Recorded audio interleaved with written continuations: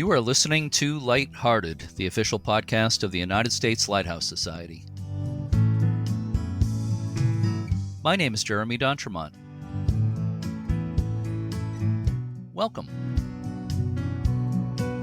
My co-host today is Michelle Jewel Shaw, teacher, photographer, mom, and chairperson of Friends of Portsmouth Harbor Lighthouses. Hi, Michelle. Hi, Jeremy, and hello to all of our listeners out there. Today is April 10th, 2022, and this is episode 168 of Lighthearted. In a few minutes, we'll hear an interview with Linda Warner, longtime board member for the Beavertail Lighthouse Museum Association in Rhode Island. Before we get to that, Michelle, let me congratulate you on your new college degree.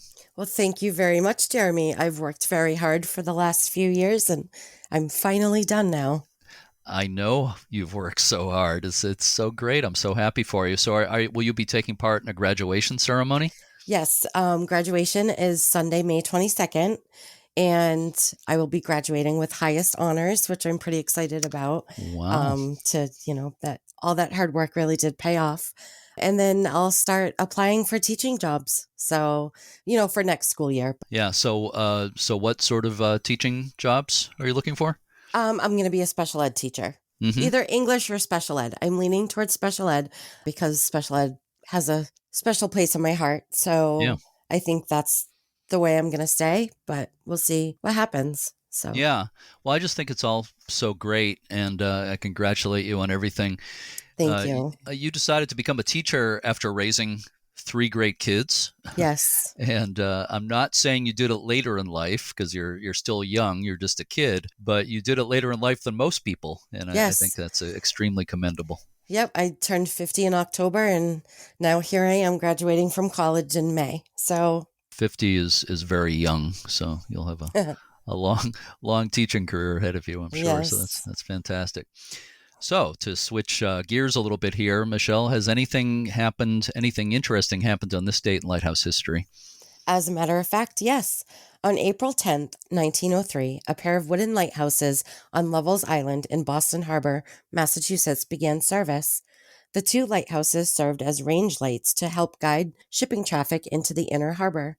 The lights were discontinued and the station was demolished in 1939, except for an oil house. The ruins of the oil house still stand on Lovell's Island. Charles Jennings was keeper of the range lights on Lovell's from 1919 to 1939. His son Harold later wrote a book called The Lighthouse Family about the Jennings family's years on the island. I knew Harold. I was lucky enough to do walking tours on the island with him a couple of times. Harold found old coins on the island dating back to the 1600s, and his father found a bunch of old coins when he was digging in his garden on the island. Some people thought that Charles Jennings had actually found coins from the French warship Magnifique, which was wrecked at Lovell's Island in 1782. So, Michelle, please help me tell our listeners about Beavertail Lighthouse and our guest, Linda Warner. Sure, Jeremy.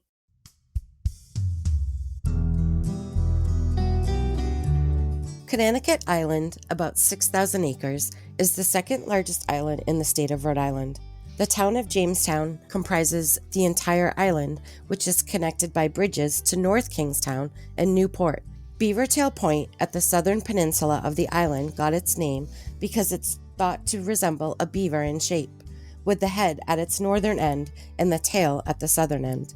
Beavertail is in a strategic position that marks the entrances to both the east and west passages of busy Narragansett Bay. A watch house was erected at Beavertail by 1705, and then a lighted beacon was erected in 1712. In 1719, a cannon was placed at the point to serve as a fog signal. With foreign trade blossoming from Newport, local merchants petitioned for a true lighthouse, and a 69-foot-tall wooden tower was first lighted in 1749. The first lighthouse tower was destroyed by fire in July 1753, but it was soon rebuilt. The first and second towers were designed by Peter Harrison, a former sea captain who is sometimes referred to as America's first architect. Beavertail Lighthouse was ceded to the federal government in 1793. An 1851 report showed Beavertail Lighthouse to be the, quote, worst-built tower yet seen, unquote. Funds were appropriated for a new lighthouse and fog signal.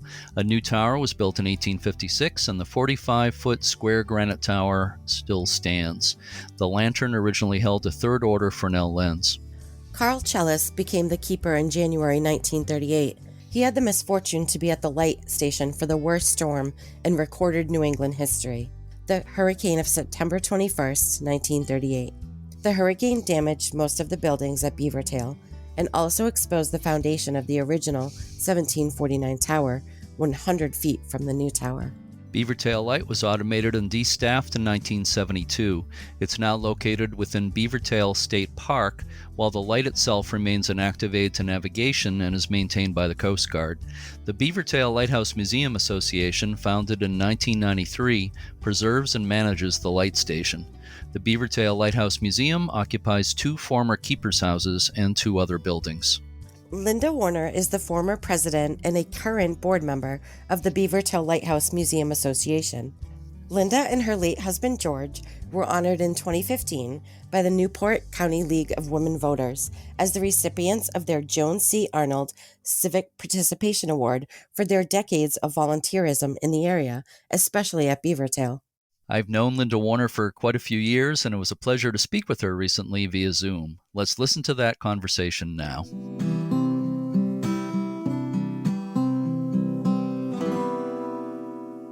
I'm speaking this afternoon with Linda Warner of the Beavertail Lighthouse Museum Association in Jamestown, Rhode Island. Thank you so much for being with me today, Linda. Very happy to be here. Well, I really appreciate it. It's nice to see you. As we were just chatting, I was realizing I haven't been to Beavertail Lighthouse in probably, I'm going to say around 5 years now, which is unusual for me. I've been there many, many times over the years, going back to the late 1980s. And I have so many good memories of visits there over the years. And sometimes I've been there with tour groups. Everybody at the Lighthouse Museum has always been so nice to me and welcoming, and and the groups I've brought there have really enjoyed it. So I want to thank you and everybody there for that before we get started here with the interview. So thank you for all those wonderful visits. Linda, I know you're a native of Jamestown, Rhode Island. How did you first get involved with Beavertail Lighthouse? I got involved when the State Parks Association was just getting it formed. My dad was very involved, and that got me involved, and I've stayed with it all these years. Yeah, and of course your husband George was also very involved. Yes. Yeah, you've been a president at times, right, over the years, Yes. and your husband George was also president for a He time. was also president. Yes. Yeah. I remember. I have a nice picture of him standing at the top of the lighthouse during one of my visits there. Right. I know you've done other volunteering around Jamestown in addition to the lighthouse. So can you just say a little bit about what other things you've done around the community there? I volunteer with the Jamestown Historical Society.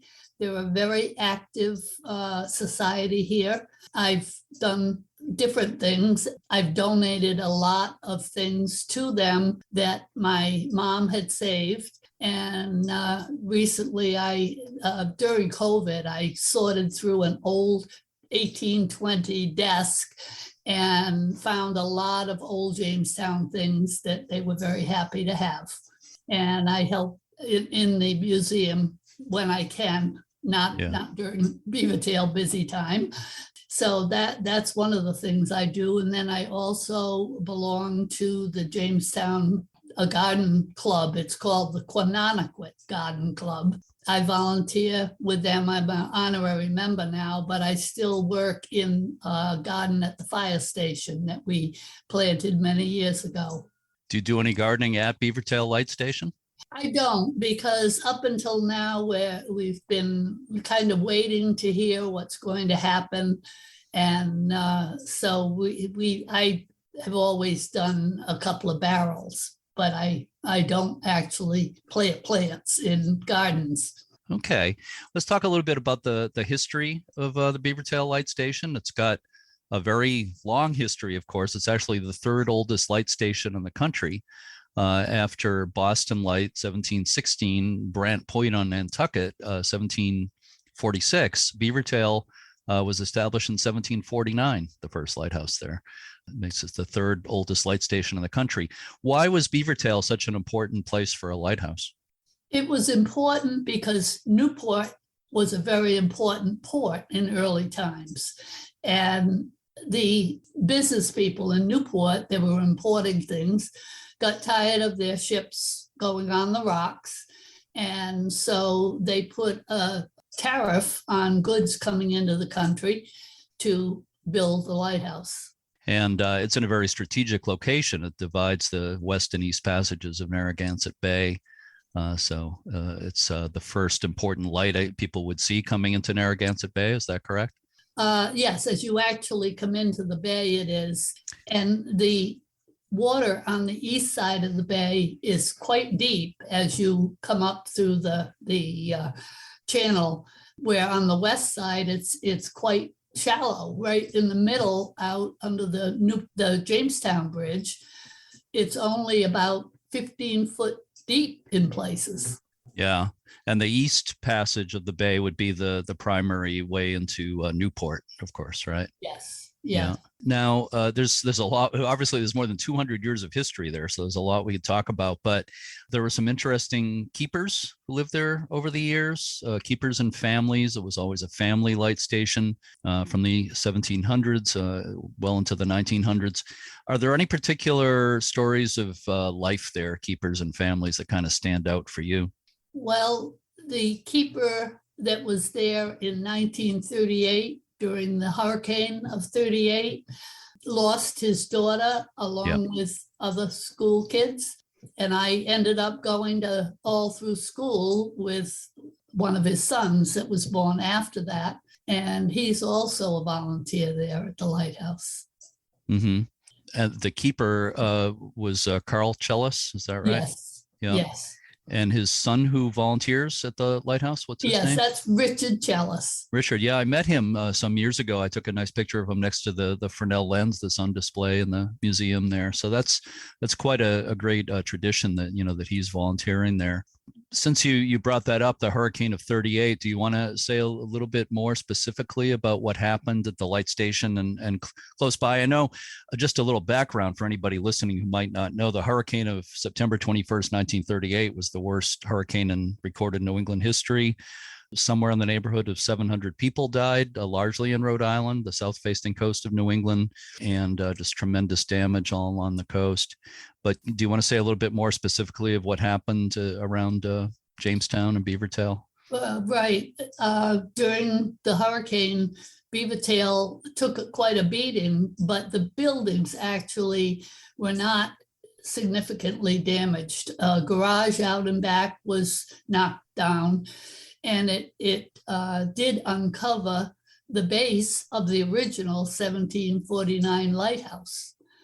And I find that very interesting because at the time, no one knew that foundation was there. It had been covered up when the light was built in 1856. So by 1938, there weren't too many people around who knew that was still there. And when it was uncovered, it was found to be in really rather good condition. Yeah, and that's preserved now, right? I know some years ago there was a project to kind of shore it up, I guess, and preserve it as well as it can be preserved. So when people visit there, they can actually walk out on that base of that original lighthouse, right? Well, we asked them not to walk on it. Oh, okay. He used to be able to. Well, they did. And once we repaired it, we thought it was better not to, but they still do. And it's just one of those things, it's like they act as though that's the only place where they could get to see anything, where they can really go on any of the rocks. Right. Well, it's a nice, convenient, flat platform to walk out on. Maybe you should fence it off or something. But I know early in not too long after it had been worked on, I think I walked on it, but I won't do it again, I promise. So also in the hurricane of 38, I believe the assistant keeper, Donahue, I believe, was he in that? I think he was in that garage you mentioned that I think he described it as he was like swept into the water, but managed to get back. I think do I remember right? Was his son with him also when that happened? His son was there and ended up rescuing him. Oh, right. Okay. He got thrown back from the sea and his son rescued him. Yeah. Yeah. And you alluded to it earlier, but the daughter of Keeper Chellis was actually in a school bus that was washed off the road, and she died. I know the driver tried to save her and couldn't. Do I have that correct? Yes, yes. He wanted to get the children off the bus because it was stalled. He couldn't get any further. So he took the children off the bus, had them hold hands, make a chain. And unfortunately, a very large wave came and he lost all but one. And the one person that survived was the keeper's son. Right. But the Keeper Chellis's son who survived that is not the same son who volunteers at your museum today, right? No, no. His younger brother is your volunteer, is that right? Yes. Yeah. Yes. I believe the one who survived, if I remember right, sadly died in an accident not that much later. Yes. Yeah. When he was in the Navy. So, of course, it's taken a beating in a number of storms over the years. And one of the last keepers, Dominic Cirillo, right, was there right. Who's there for quite a few years, the early 50s to about 1970. He and his wife had 11 children. I think there for the hurricane in 1954, and that's quite a story. They were, and he was concerned that the tower could come down or something could collapse on his side, and so he moved the children to the other actual assistant keeper's house. And his daughter was down one day, and I was leading a group that was getting ready to climb the tower. And so I said, well, why don't you talk to these people? And she did. And she told them how her father put them out through a window, and then they could get to the back door in the other building. Wow. What an incredible experience. But they all survived that, which was the important thing. So is Linda, is that her name? Yes. The daughter of the keeper? Yeah. Right. Is she still involved? She isn't, but she does come down occasionally and say hello. Yep. I've had some contact with her in the past. Oh, good. Yeah. I think when I was working on my Rhode Island lighthouse book. So let's just touch on the fog signals there over the years. There's quite a history of various, I'm not even sure how many, I think it's at least 5 or 6 different fog signals that were in operation there over the years. I don't know if you know the number, but quite an interesting history. It had one of the earliest fog signals, a cannon originally. They used Beavertail as an experimental site for fog signals.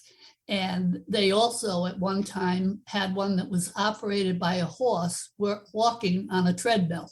And we have a model of that in the lighthouse now for people to see. Yeah. And at times it was very hard to hear the signal over on the mainland on the west side. And they had a large steamship that went aground over near Narragansett. The signal that used the literal horsepower there, the horse walking, I think it was like in a circle, right? Or to power, or was it on a treadmill type thing? Okay. You know, I walk on a treadmill at Planet Fitness, and sometimes I feel like all that power is going to waste. It should be hooked up to something. I should be able to save all that energy. But that's pretty incredible. But I think it wasn't all that long, right? Just like a year or two or something like that. They used that system. Yes, and I'm sure the horse was happy to be done with that job. Absolutely, that's what I was thinking. Yeah, they probably went through a few horses in that right. period, and at one time, I understand, I'm not sure if it was at Beavertail, but they had a dog that would bark all the time when it was foggy. And, well, there were a few that in Maine, there were a few of those. I call them fog dogs. There were some that learned to pull the rope that you could manually pull a rope to sound the bell. And some of the dogs learned to grab it in their teeth and pull the rope to sound the bell. But there were at least a couple of dogs in Maine that would bark in the fog, and that helped warn the vessels away from the shore. I don't know if Beavertail had that. No, I don't know that. Yeah, I'm sure there were dogs there over the years. Do you know anything about the history of animals at Beavertail, pets? Well, I can remember when Ronald Bajensky and his family were based there, and they had a Dalmatian named, of course, Spot. Of course. And Spot would love to come in the living room and lie there with us while we were watching television. My husband and I would go down there and visit the Bajenskys. when he was not able to leave because he was on duty, but we would go down and we would bring a large bottle of Pepsi and a bag of Fritos. It's the necessities of life, I guess. Right. Pepsi and Fritos. So let's skip ahead in history a bit. Can you tell me the basics of how the Beavertail Lighthouse Museum Association was formed and how the museum came to be? Right. As I mentioned before, the State Parks Association founded the original museum there, which was just in the keeper's house. It was basically 2 small exhibit rooms and a little area that we used for a gift shop. It was staffed by volunteers. I don't think it was open the amount that we've been open all this time, but my dad was in charge of the volunteers at that time. And so it was that, kind of got me involved too. Yeah. And when BLMA was formed in 1993 in order to hand it off to a group that could do this because the Parks Association couldn't handle it. So our group was formed. I was the first vice president. It was a small group at the time, but we have certainly grown and done a lot over those years. And now we use the entire keepers and the assistant keepers house, as well as the oil house and the tower and, the base of the tower. I haven't been there since before you expanded. It was only in the one house when I was there so many times over the years. And you've expanded into the 2 houses now. So I look forward to seeing how much is there, how much more is there now.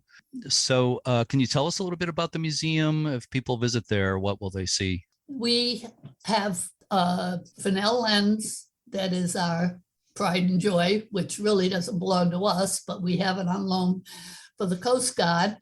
And that room is pretty much that type of exhibits there. We have a lot of signboards. Our docent volunteer board member, Vajan Karentz, has had a lot to do with helping to get all the material together for those. And we've added a lot of new ones and changed them over the years. We also have some out in the oil house, and we have one of the older lenses that was replaced just a few years ago out there. Yeah. And there's exhibits on other lighthouses in Rhode Island as well, right?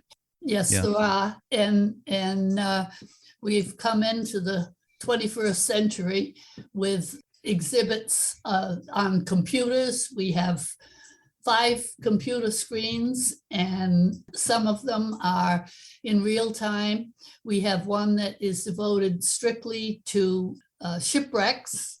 That's very interesting and detailing so many of the shipwrecks. Yeah. And then we have a large table that has, I don't know exactly how many, but many different things of Beavertail and other lighthouses and things connected with the island as well, like the bridge being taken down from years ago. Yeah. So the old Jamestown bridge. I remember they kind of blow up the old bridge after they finished the new one next to it. They did, and created an artificial reef. Yeah. And so it's quite different. It's nowhere near as scary as the old bridge. I guess that's a good thing. So I need to get back there and see all the expansion of the museum. You mentioned a few minutes ago, Vajan Karentz, who I've visited with a number of times over the years, and great guy who's done a lot of research on the history there and wrote an excellent book on the history of Beavertail Lighthouse. So I just want to give a shout out to Vajan and recommend his book to people, which I think is available in your shop, of course, when the lighthouse is open. We also do a little bit of online selling, and that is one of the things that we do offer online.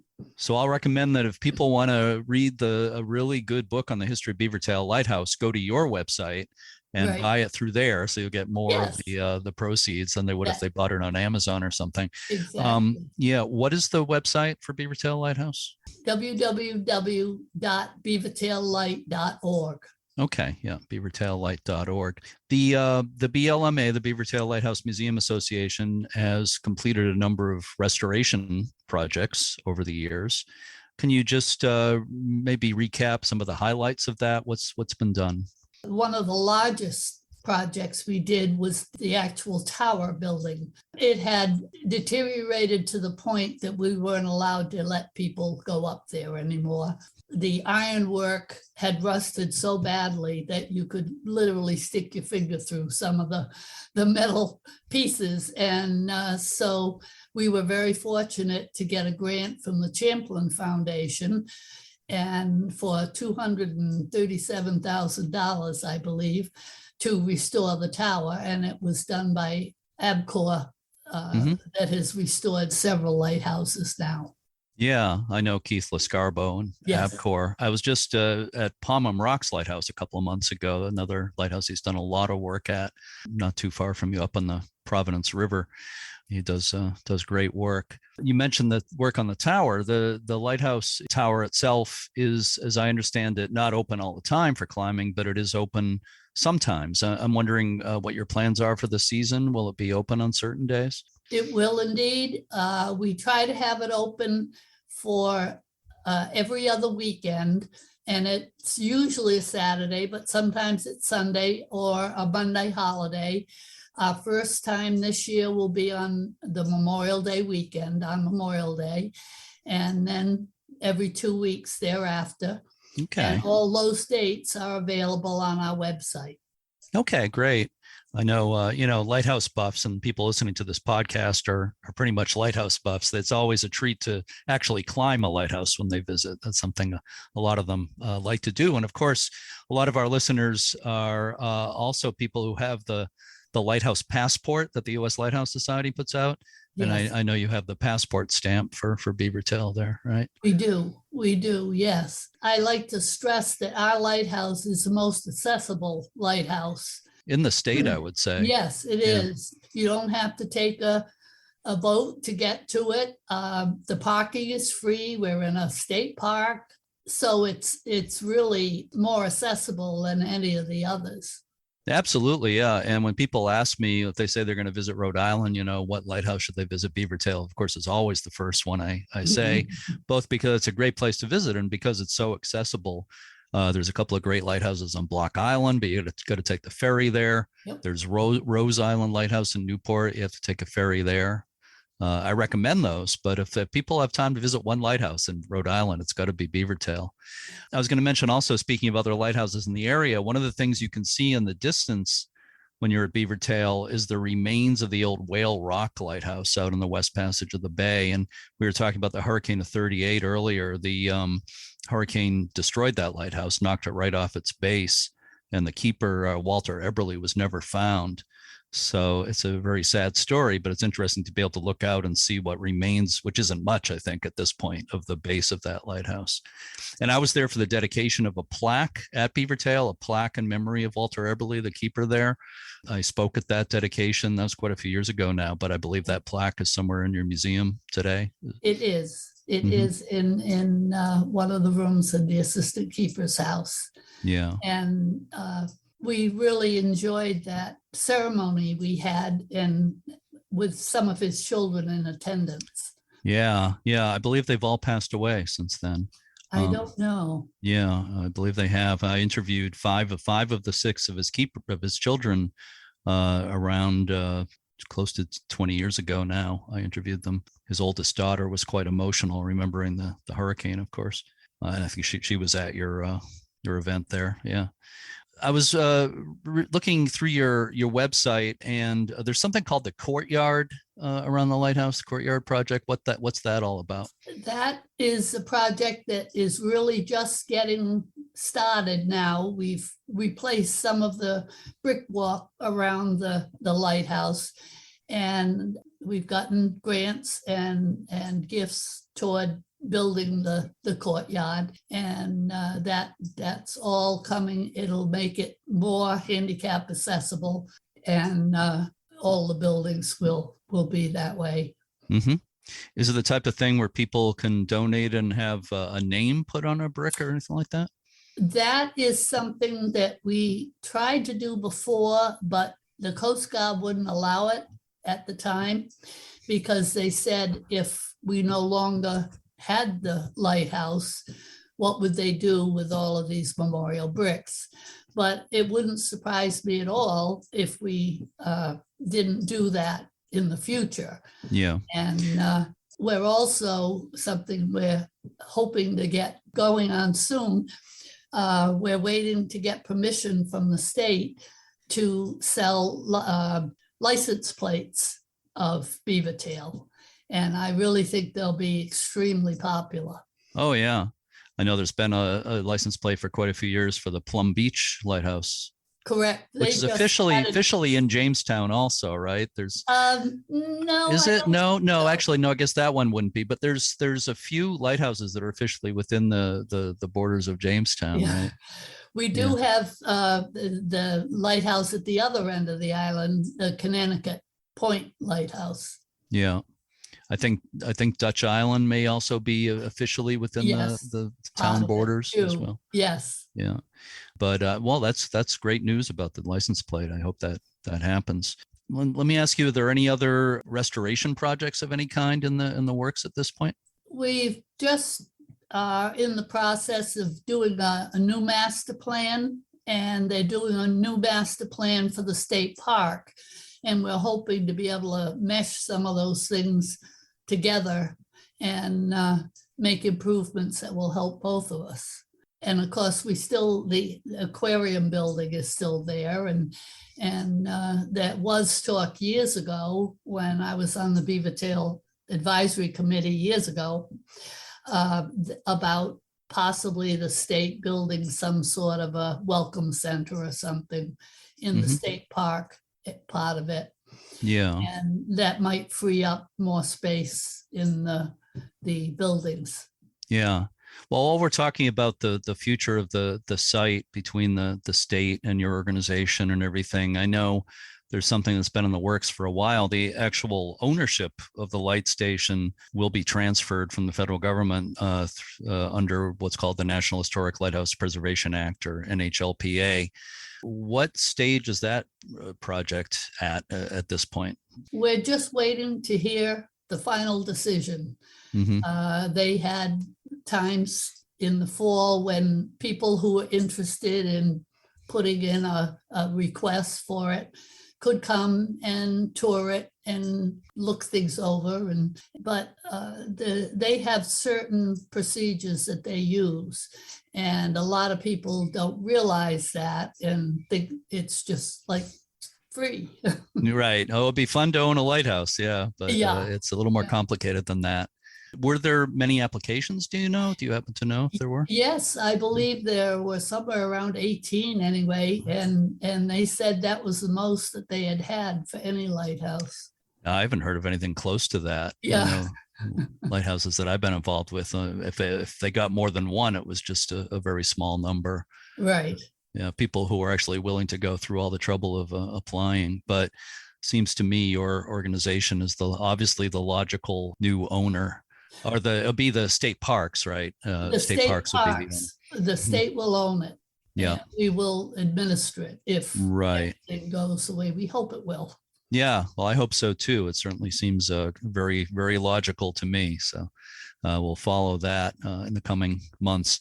When is the Lighthouse Museum open?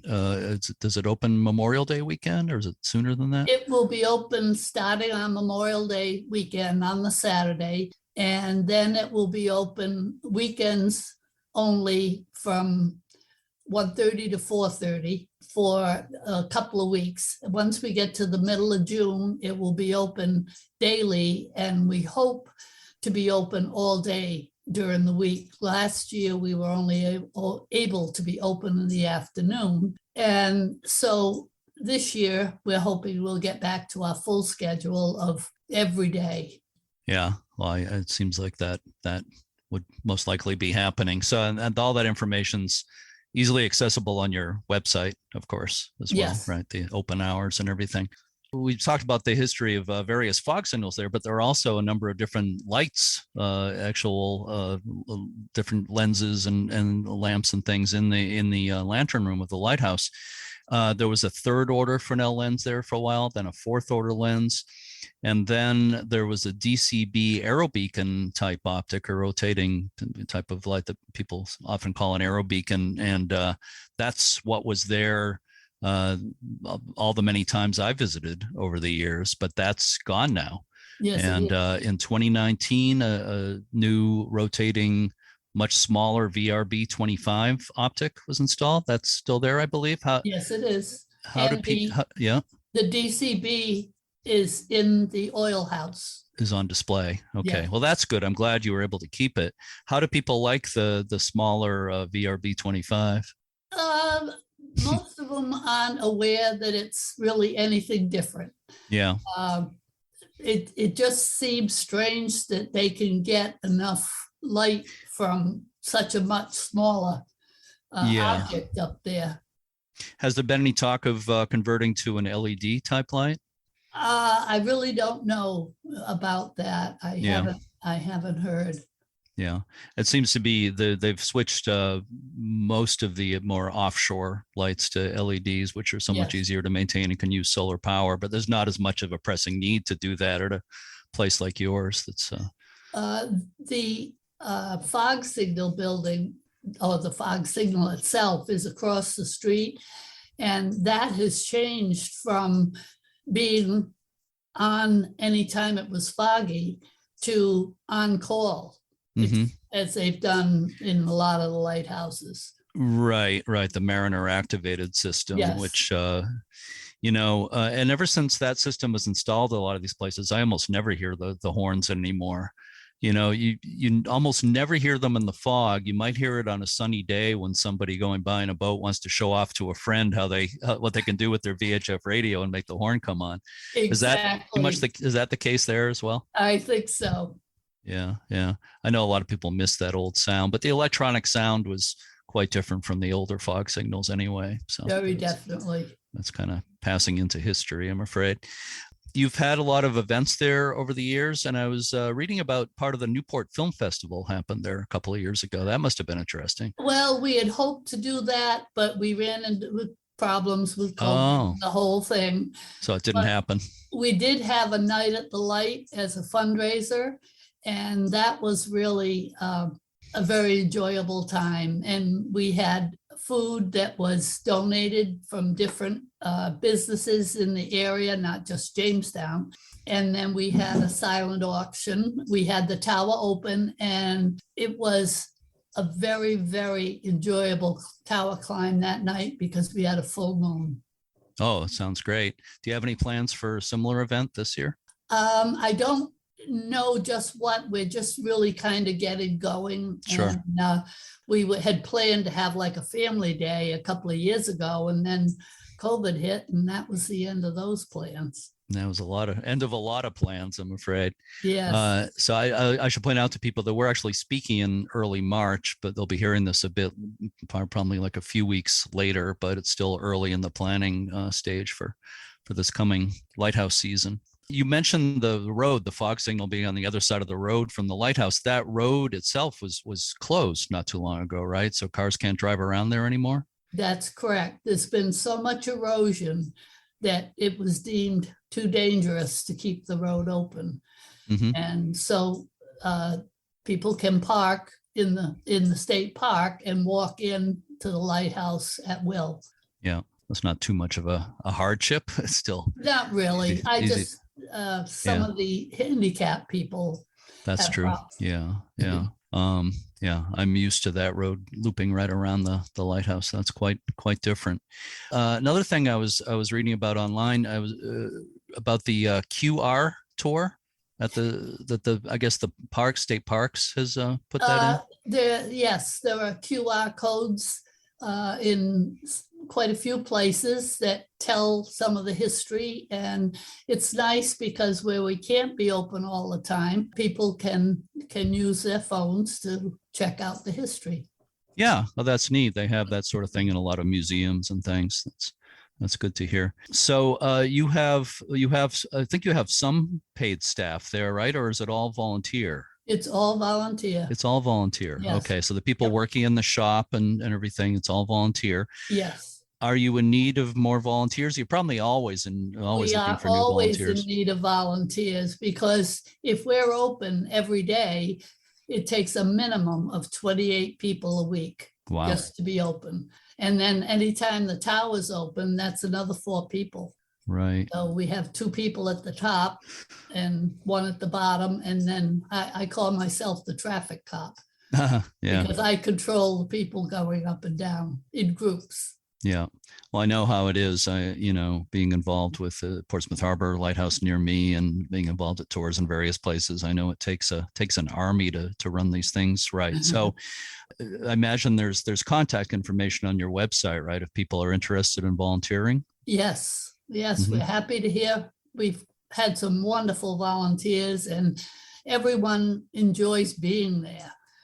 We have people that come from Massachusetts to work, and Mhm. they're not all Jamestowners. Yeah, well, I'm sure. So we've mentioned the website again, beavertaillighthouse.org. And is there also a Facebook page for the organization? I believe we do have a Facebook page also. Yeah. So people can check that out. Yep.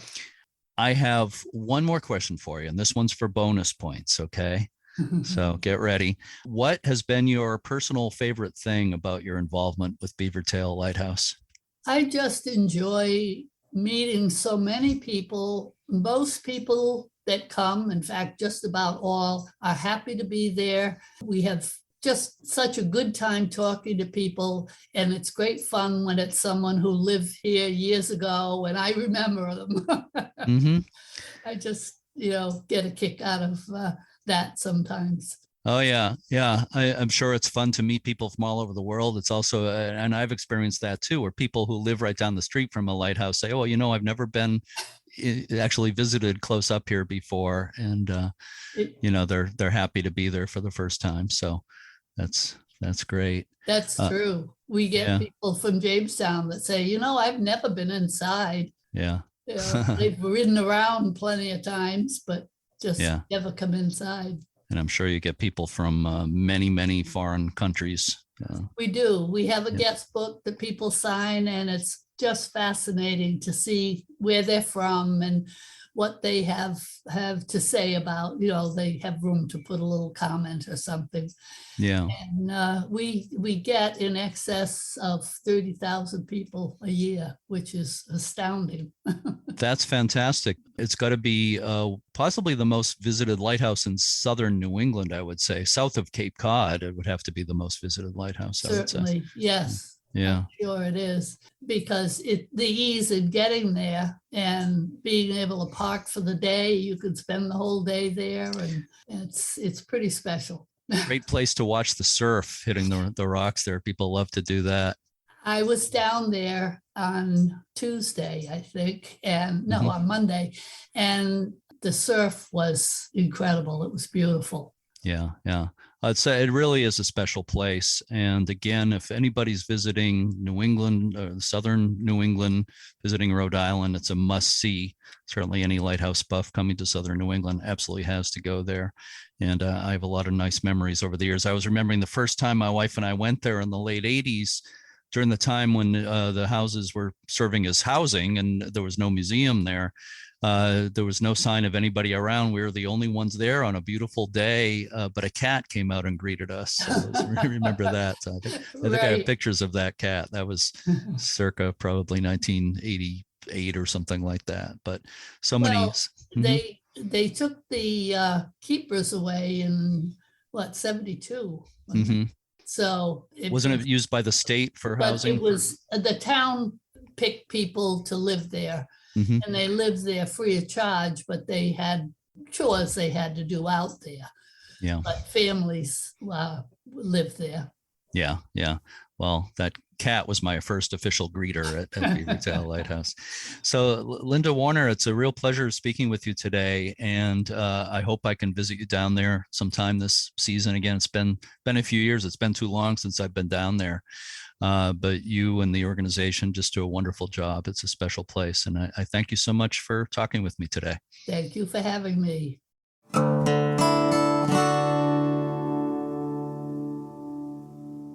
To learn more about visiting the Beavertail Lighthouse and Museum, visit beavertaillight.org. There's also an online gift shop on the site. As I said in the interview with Linda, Beavertail is one of the best lighthouses to visit in southern New England. Any lighthouse fans coming to Rhode Island need to go there, and nearby Newport is a great city to visit with its famous mansions and other history. Thanks as always to the U.S. Lighthouse Society and its affiliates and chapters. Visit uslhs.org to learn more about everything the Society offers. If you enjoy this podcast, please consider a donation to the Society to help support it. Regular listeners know that we sometimes do special Be a Lighthouse segments about people and organizations who are doing good things in our communities. I think most people know that there are many organizations working to help the people of Ukraine these days, but I just want to mention one right now. Ukrainian American House, which is based in California, has been working to provide critical humanitarian aid to the people of Ukraine.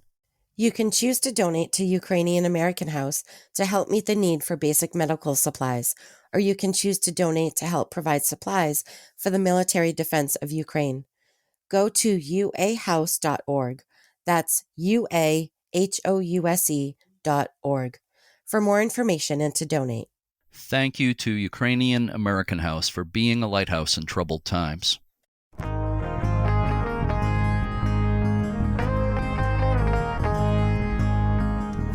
The poet Maya Angelou once said, and I quote, "Nothing can dim the light that shines from within," end quote.